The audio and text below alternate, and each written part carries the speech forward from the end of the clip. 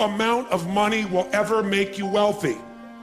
Because as soon as you get there, you will raise the game. Because growth is life. But having to grow in order to feel significant enough means you will always be poor. It's a game that never ends. Let's talk about money now, not wealth. What does it take mechanically to get this thing called financial independence? And what is financial independence as opposed to wealth? Wealth is a product of the mind. Again, no amount of money you ever achieve will make you wealthy. Life will pay whatever price you ask of it. But you know what's interesting? You gotta ask intelligently. Now, if you were gonna ask intelligently, there might be 5 elements of that. Number one, you'd have to ask specifically, wouldn't you? You wouldn't ask in a general way. People do it all the time. They go, I want more money. Fine, here's $1, get out of here. Very often you're getting what you're asking for. You're just not aware of how general you're asking.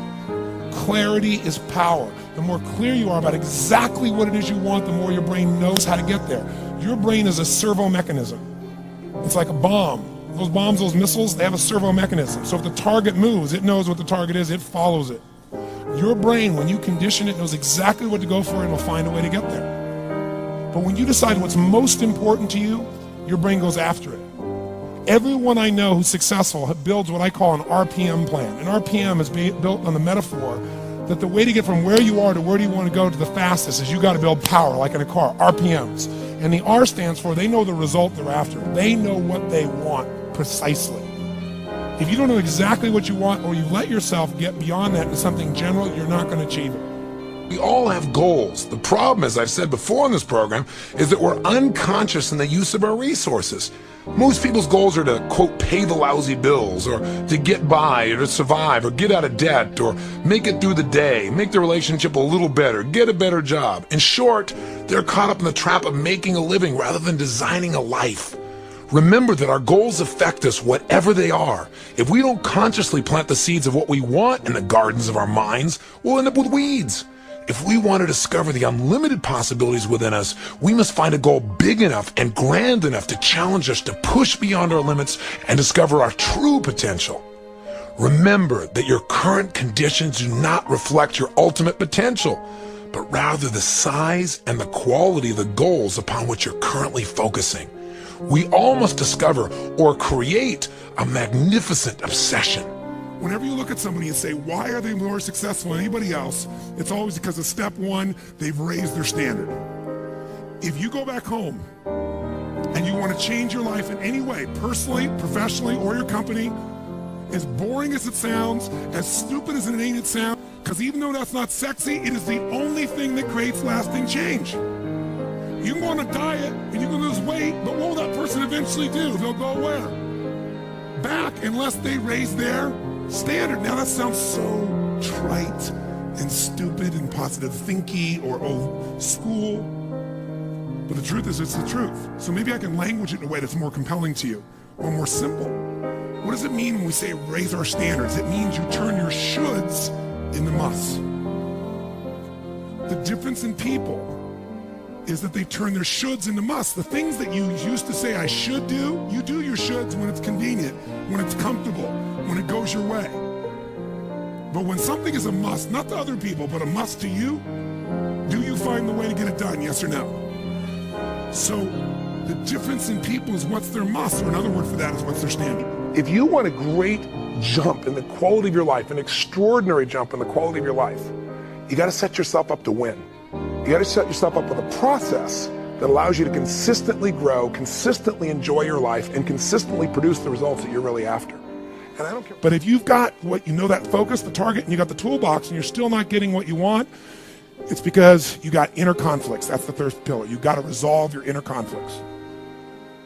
Because that, as I try to explain to you, 80% of success in anything is your psychology, and 20% is the mechanics. So those inner conflicts are when you take 2 steps forward and you pull 3 steps back, right? When you say, boy, I'm totally committed to this, but you don't follow through. This is my expertise, the why guy part. Why? Why do you keep saying you want this? You have crystal clarity and you have the tools and you're still not getting it. There's a conflict in you. You want to be totally successful, but you're afraid at some level that if you are totally successful, you will not be loved. You'll be rejected. You want to be in a position where you have total free time and you want to build a $1 billion enterprise. These are conflicts. You really, truly know you got the tools and talents to make this happen, but a part of you doesn't think you deserve to succeed because it's something you did at some point in your life, or something you made up. Or you think making money or being successful economically is not spiritual. And you're committed to being spiritual, and yet the other part of you, it's the inner conflicts between fighting parts. So what do we do in this third pillar? Think of it as a vault we got to unlock. Think of it as unlock and unleash. That's the third pillar. The way you unlock and unleash is you identify the conflicts. You get clear what they are. So you may have total clarity, even the tools, but how can you totally unleash and commit when you're being pulled in two different directions? You say, Tony, how do I solve that? There isn't one way. You've got to get clear about what's most important to you today, not what you think you should do based on an old blueprint, an old belief system, your parents, society, your friends. Otherwise, you'll succeed and not be fulfilled. So once you identify the conflicts, now what you got to do is align. Align your life with what you really value. Align your life with what is most important to you. And then once you are in a position where you're aligned, guess what you'll do? Take action. You won't have to work at it. When everything's in alignment, there's nothing pulling you away, boom, you go for it. But when you say, I want a relationship, but at the same time, simultaneously, I want to be in a position where, I never have to, I only get what I want every moment, or I never have to commit to anything, then obviously you're never going to get there. That inner conflict must be resolved. Once you align and you take action, guess what's going to happen? You're going to achieve.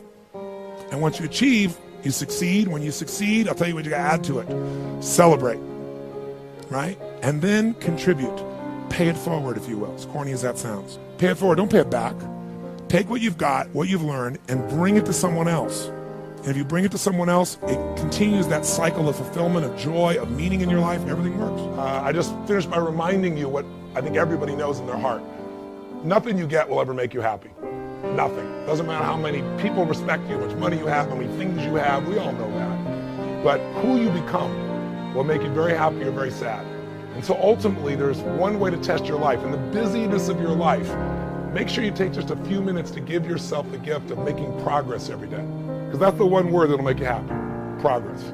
Doesn't matter what you achieve. Feels good for how long. You got it. It's wonderful. It's exciting. You appreciate it. And then you move on. But if you're still growing, if you're not growing, you're dying. If you're making progress, if you're not where you want to be physically, but all of a sudden you took this book and you started to make some simple changes, and you started to walk, move, exercise, you make a couple dietary changes, you got some energy now, and you start feeling it every day, even if you're not yet to the 30 pounds you want to lose, just the momentum will make you happy.